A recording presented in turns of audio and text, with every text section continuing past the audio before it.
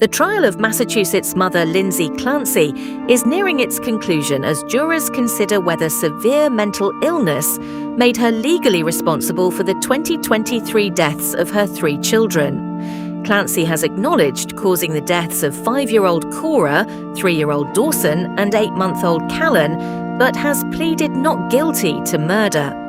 Her defense argues that postpartum psychosis, depression, and medication problems left her unable to understand her actions, while prosecutors maintain that she intentionally killed the children and understood what she was doing.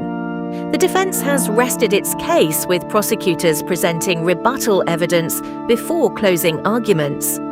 The case has also triggered an emotional public debate about maternal mental health, with supporters gathering outside court and social media posts expressing solidarity with Clancy. Some posts have used the phrase "same Lindsay" alongside images of mothers holding their babies. Yet behind the debate is an even more painful reality. 3 children lost their lives. Mothers struggling with postpartum depression or psychosis deserve urgent care, compassion, and professional help. Yet compassion for a mother in crisis must never silence the memory of the innocent children whose lives were taken. As prosecutor Shanann Buckingham argued, the case concerns Clancy's individual criminal responsibility rather than a broader judgment on women's mental health. A separate case involving former University of Kentucky student Laken Snelling has brought renewed attention to the vulnerability of newborn life.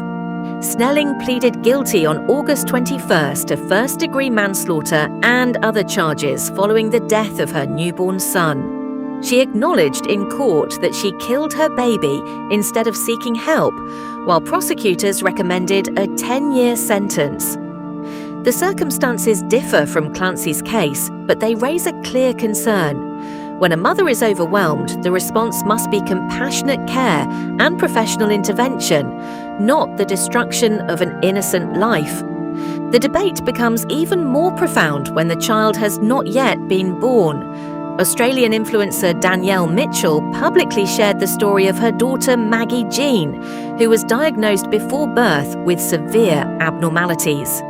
At 26 weeks, Mitchell and her husband chose a termination after doctors said the baby was unlikely to survive outside the womb. Mitchell later mourned her daughter, describing the experience as devastating. Her grief deserves compassion, but the case raises an uncomfortable question. Does a life become less valuable because it is unborn, newly born, sick, or unlikely to survive? These cases are not legally or medically identical, yet together they confront society with a deeper moral challenge. Does illness, disability, age, dependence, or circumstance make a person less worthy of protection? Catholic teaching gives a clear answer. Every human life has inherent dignity because it is a gift from God, not a possession whose value can be measured by health, ability, age, or convenience. That principle reaches from the beginning to the end of life. An unborn child should not be treated as disposable because of an unwanted pregnancy or a difficult diagnosis. A newborn should not be treated as disposable because a mother is overwhelmed. And a person should not be treated as disposable because of disability, illness, or old age. Abortion, killing, and euthanasia may arise in different circumstances, but the pro-life conviction remains the same. Vulnerability should call for protection, not abandonment. Those facing profound distress need more than sympathy. They need care, treatment, support, community, and hope.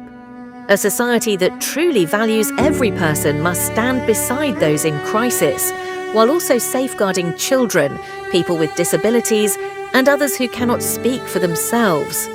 Human worth cannot be measured by strength, independence, or convenience.